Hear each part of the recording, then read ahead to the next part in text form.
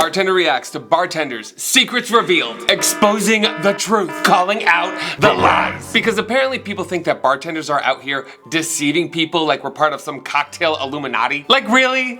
Buddy, I'm not out here trying to trick you, okay? I'm just a human in between you and your terrible decision. I'm not a liar, I'm a toll booth with tequila. Your vice costs money. And surprisingly, people get very sensitive in those situations. Imagine that. Someone's mad that I charged them $12 for a cocktail instead of $10 from that other bar they had that one time 10 years ago. Sir, you just Venmo'd your ex $200 with the caption, "You up." Yet I'm the scam. And honestly, most of these bartending secrets aren't even about bartending. They're just about dealing with people at the end of the day. Like I've reacted to these videos before and 9 times out of 10, it's just bartenders hate when you wave your card in their face. Groundbreaking, Pulitzer Prize material. And now this video is actually a part 2. If you want to see the other video, I'll put a link to it in the description below. But I saw this video and wanted to add in my 2 cents. Full transparency, I also had my hair done, had nowhere to go, and I wanted people to see it. But I felt the need to insert myself in a discussion that did not involve me as a globally disgraced bartender who's still globally disgraced no matter how many of these videos I make. So if you enjoyed this video, be sure to click that like button and subscribe for future ones. I put them out weekly. And if that's all, let's get into the video. My name is Augusta Gale, and I have been bartending on and off for 7+ years now. Hey, I'm Cam Montgomery Jr., and I've been a bartender since 1998. How long have I been bartending? Hold on. I started bartending in 2016, so almost 10 years. If you include all the years I wasn't bartending and just making YouTube videos. Does that count? Does it count as bartending if you were just bartending for yourself and getting drunk alone on the internet? Everyone, please say yes. Because some employers don't see that as real experience. I can't imagine why. But my bartending has been a little different from everybody else's because I have always gone into the homes of the big billionaires in the world. Do I have stories to tell? I can actually relate to this guy because I was doing that in Los Angeles as well. I can't say the names on camera of who those people were because A, I signed NDAs, and B, because I did things that I don't really want to talk about or discuss. I made my own little bartending service because I worked at the Abbey, which had a lot of good-looking bartenders. So if you booked me to work your event or wanted other bartenders to join me, I had easy access to the pretty bartenders in LA that I could book for you. And the only reason I point out that they were pretty is because in LA, that's all that really mattered. That they just wanted a pretty body standing at their party. Half of those people couldn't even make a vodka soda. Myself included in the beginning. Honestly, because at several bars, part of my interview was literally picking up my shirt and showing them my core back when I had abs. Listen, luckily I was also actually good at the job and could make good cocktails, hence why I've been able to make a decade-long career out of this. The secret to LA is being pretty enough to get invited to the party, but interesting or talented enough to stay or get invited back. I know it sounds vain, I know it sounds terrible, but it's the truth. You use what you've got, but trust me, brains matter more because looks fade, all right? I'm 33 now. No one's hiring me to stand shirtless anywhere, okay? I have to be very honest with you. If I find them attractive, I make it strong. If they're really polite about it, if they're regulars, the only thing I agreed with right there was that if they were regulars or if they are known for tipping you more, then I'll take care of you if you ask to make your drink stronger. Because you gotta understand, it's a risk. Because you can get fired if you get caught doing this. Because it's technically stealing. The only reasons I'm gonna make someone's drink stronger is either if they pay for it, if they're a regular that tips more, or if they're a friend that I'm trying to take care of. No other reason is worth it for me, okay? I don't care how pretty you are. No hookup is worth losing my job. The best way to get a free drink out of me is to be nice to me.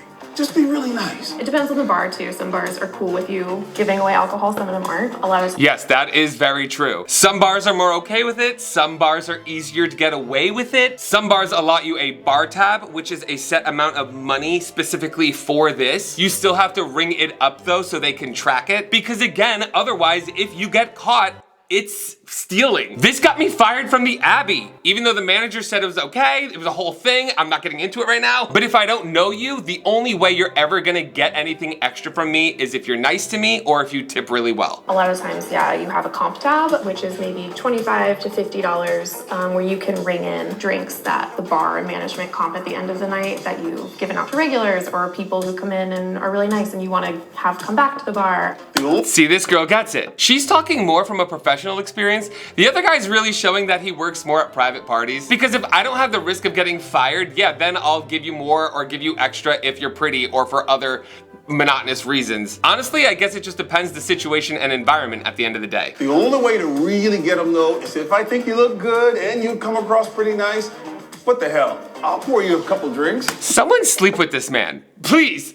And honestly, no shame. I'm just gonna point out the main reason I wouldn't do this is because half the time, they're just trying to use me. How do I know that? Because I've been the customer trying to use my looks to get free drinks. And half the time, I don't even actually plan on doing anything with them. But if I know for a fact there's gonna be a date or something extra after, then yeah, maybe I would be more inclined to hook you up. But in LA, this is something I'm typically gonna avoid because everyone's pretty in LA. I would have to rob the place blind if I gave away a free drink for every pretty face. Sometimes people come to the bar, they'll have an ID that says 21. I'm looking at them and I'm thinking, I don't really think so. So I tell those kind of people, regardless what they order, you know what, let me make you a specialty drink. I used to have a bottle with clear liquid, which they thought was vodka because it was in a vodka bottle, but really it was just water. With a little orange juice, whatever, they think they've got this screwdriver, and then you hear them say, God, this is really weak. And I'm thinking, you better believe it's weak, there's no alcohol in it. Hey, did you charge them how much you would charge them for a normal cocktail with alcohol?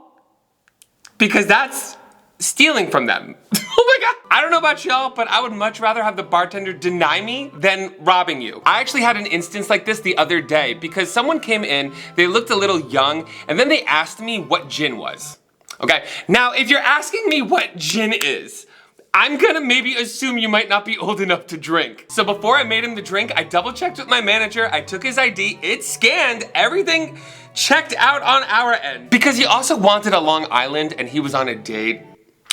And if you're ordering a Long Island on a date, something says you ain't old and mature yet. I personally wouldn't recommend doing that. I don't know about y'all, but let me know in the comments below. If you're on a date and the person is drinking a Long Island, what is it about them that you assume? The only time I'd really secretly give someone a non-alcoholic drink is they were just far, far too drunk. Sometimes you can get away with making like a soda water with like some lime and being like, here you go, here's your tequila soda. But usually I try to just cut people off and be straight with them. See, exactly. I'm gonna agree with her on this because the only time I've actually had to dupe somebody and charge them for a regular drink, even though I tried not to give them anything at all, is when they were too drunk already and they would not stop, they would not go away. They kept insisting, and instead of over-serving them, the safest thing I could do would be to give them a drink with less or no alcohol in it. Because the way I look at it, I took every step to try to avoid that situation, but you insisted on it.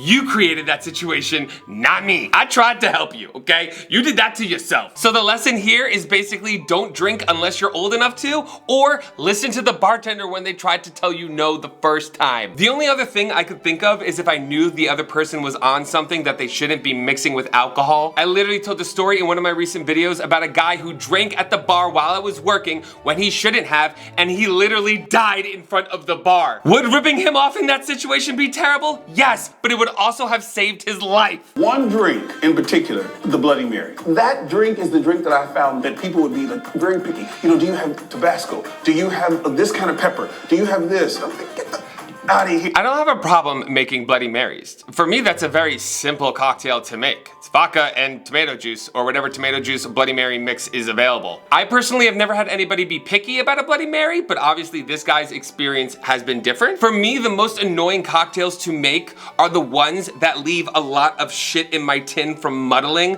like a mojito. Don't even get me started. I talk about this all the time. I hate mojitos and people wonder why. It's because they make a mess. They make my tins dirty and then they make the sink dirty when I'm washing it and they leave a residue that could affect my future cocktails. All of a sudden, 2 drinks later, there's a rogue mint leaf that somehow stayed in there after I washed the tin twice. But mojitos are just the most common example of that, okay? It could be really anything that sticks in the glass after muddling.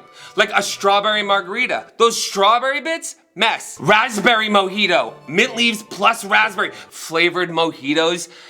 oh, suck a dick. It's not about how hard it is to make them. It's about how it slows me down for the rest of my drinks in the future. It's hard to tell sometimes. There's just little bits that sometimes it's harder to notice in my tin. And then when it affects the future cocktail, you gotta remake the whole cocktail again. Otherwise, you end up with some shit in your drink that you didn't order from somebody else's previous drink. Do you see why it's frustrating? Do you see why it's annoying? Mojitos are the f***ing worst. No one likes to muddle. Muddling is where you take fresh herbs or fruit. Like in a mojito, it's gonna be mint and simple syrup, and you muddle it with this big stick that you like crush the mint with, and you get the flavors out and everything. And honestly, they're really not that hard. It's just become like a bartender thing to hate mojitos. I connect with this woman. It's not the muddling, honestly. Like she was just basically describing muddling. It's the mess. It's the after effects of the muddling. My future cocktails are affected by this drink that honestly is kind of like a ripoff at the end of the day. I always think about how mojitos are bullshit because they have so much shit in there. You like finish drinking a mojito in 2 seconds because half the cocktail is taking up space from the mint and the limes and all the shit in there. In some places I've worked at, we put a whole sugar cane in that bitch. Like half of your drink is stuff that you can't even eat afterwards. Half of your drink is just smushed up limes and wet mint. What, that's a ripoff for you. Why? I don't get it. Another drink that people are very, very particular about is an old fashioned. If they're an older person, they know specifically what they want. So I would just say, you know what? I don't have this. I don't have that. And that would be the end of that. I gotta say, this guy and I have very different experiences. I'm not saying that he's wrong by any means, but what I'm thinking is literally how would you get away with that? Because an old fashioned is literally bitters, simple syrup, and whatever whiskey you use in it, other than the garnishes of a cherry and an orange. But if you're at a bar and you tell somebody, I don't have the things it takes to make an old fashioned, what do you not have whiskey, simple syrup, or bitters? How are you a bar? That doesn't make sense to me. I enjoy making craft cocktails, so I don't mind really making elaborate drinks. Again, it kind of depends on the day. If you've made like 18 really elaborate drinks in a row, sometimes you're just like, oh my God, please don't order another one. But such is the life of a bartender.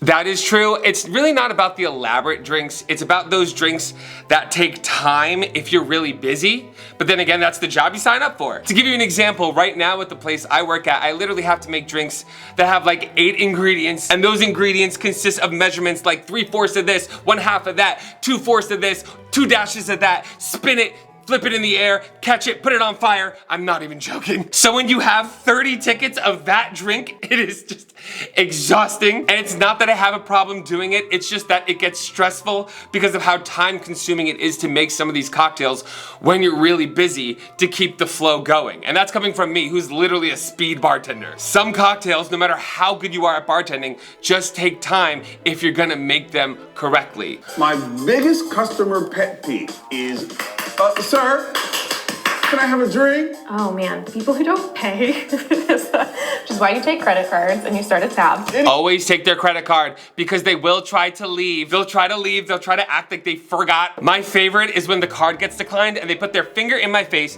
bring up their bank account and show me their bank account to prove that they have enough money. Like, I can't help you with that. Sometimes what I'm saying is the card isn't running. And that could be for several reasons. You just gotta call your bank and deal with that. It could be coming up as a scam in the system. But please, if you're in that situation, just say, I'm sorry, I'm gonna call my bank, put my drink to the side for now, and come back to me when it's situated. Don't sit there and try to call your bank with me standing there waiting to do something. You think I'm joking? This happens all the time. I have 100 people angry staring at me to get to them while you're sitting there on your phone waiting for your bank to talk to you, being transferred from this person to the next. And don't think I'm gonna take the blame for it, okay? I'm gonna look at everybody who's mad at me and say, sorry everybody, this person's on the phone with their bank. Yell at them. I've done that before, okay? And then the person is mad at me. Why are you mad at, you're the one doing it. You're mad at me for not taking the brunt and the blame for the action that you're causing? Get out of here. Sort of a pet peeve, sort of entertaining, is when people get really drunk and just start pretty much fornicating on your bar, and you're like, no, please, I don't want to see this. Like, I'm happy for you, but maybe, you know, take this somewhere else where the rest of my bar patrons don't have to watch you making out and groping. I don't have a problem with that. I might tell you to move to the side. I'll be like, sir, do what you're doing to those panties right now and move it to the side. Because there's people behind you trying to get to the bar, okay? As long as you're not blocking my flow of Customer traffic, we good. But people are rude as hell sometimes. Like they'll snap at you, they'll scream at you like, hey buddy, when they just got to the bar and there's been like 20 other people waiting patiently before them. The only time I've lost my cool though is when a girl literally physically reached over the bar and grabbed my arm and said, I've been waiting for a fucking cocktail. And then when I told her I'll be with her in 1 second, I'm in the middle of making somebody else's, she scooped up the dirty limes from the bar and threw them at me. She lost her wig that night and I never went back to that bar. But that could have been avoided. That could have been avoided if you just acted like a decent human being. Don't touch me. Who are you to touch me? You don't deserve a drink at that point. You deserve a smack in the face. I love bartending. I genuinely find joy in the human making out and groping. I love bartending. I genuinely find joy in the human element. The joy that I found in it was eavesdropping. Oh girl, I get all the tea. I find out who's cheating on who. Okay, I got all the social drama. As a Gemini, I loved collecting those secrets. But the interaction with people is honestly one of the best things about bartending, especially if you're somebody who likes to entertain. For me, the bar is kind of like my stage. I get to make people laugh. I get to make them cocktails that they enjoy. I get to give them an experience when they're at the bar. Just like here on this YouTube channel, okay? I could show you how to make a vodka soda, but I wanna make you laugh and giggle while I do it. For me, personality is 75% of the job. You see people at their weirdest, their most vulnerable, their messiest, their worst and their best, and there's something really beautiful about that, and you get to kind of take it all in and facilitate it as the bartender. It really was fun. It's kind of the reason why I got into bartending. I'm like, how can I have fun and get the experience of going out, but get paid for it? That's literally why I became a bartender in the beginning. The social aspect of bartending is honestly one of the best things about it, especially if you're new to a city, trying to meet people, make friends, or new connections. You meet the most interesting people while bartending, and they want you to like them. You get to engage with them, chat with them. It's just a great way to meet people and have people meet you. One of my favorite stories is I met this home of a very famous, what is he? He's a music manager. At the end of the night, all the guests go except for about 4 or 5. And he asked me, could you just go into my bedroom and hold a bottle of champagne? Where is this going? Because I'm trying to relate to similar experiences I've had that are, that ended up with me in their bed. And you know what? I'm just gonna say that because I've talked about it on TV. Who walks into the bedroom first but the love of my life when I was 13?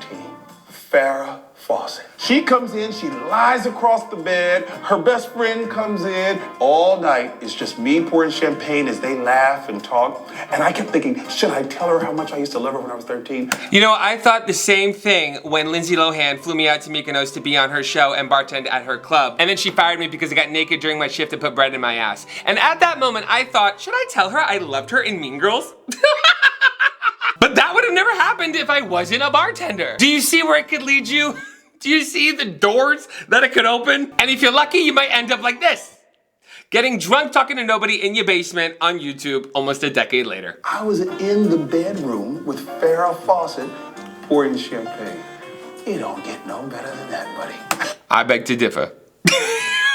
Why am I acting like what happened to me was good? I mean, from that experience, I did get a career in reality TV and the internet, so I guess I can't really complain. Turn an experience like that into a job and then get back to me. But honestly, that does sound amazing. Farrah Fawcett, may she rest in peace. Anyone out there who is going to a bar, goes to a bar, be good to your bartenders. A lot of us really love what we do, and you guys are the reason why, so come in and be nice, and we'll be nice to you and maybe give you free stuff. Half of us love what we do, half of us hate that we're there, and we just have dreams that haven't gone anywhere yet, and we're just trying to make some rent. So either be nice to us because you want us to like you, or be nice to us out of pity, okay? Because we are tired. And that goes for bartenders too. Be nice to your customers. Bartenders that are dicks for no reason annoy the shit out of me. I'm only a dick if you deserve it, okay? If you're a dick to me first. Because honestly, there's no other reason to be a dick. Like this kid who didn't know what gin was, that's not his fault. There's nothing going on behind those eyes. He didn't know what way was up. And he was on a date, so the least I could do for him was help him get some. Being nice goes both ways, okay? We all just need to treat each other with kindness at the end of the day. And honestly, that's that on that. What do you guys think? Is there anything that you'd like to ask a bartender that I didn't get to in this video or the previous one? Let me know in the comments below. Maybe I'll make a future video answering your questions. But if that's all, thank you guys so much for watching. As always, I'm MikeMGTV, and you are fucking welcome. Goodbye. Everybody's screaming my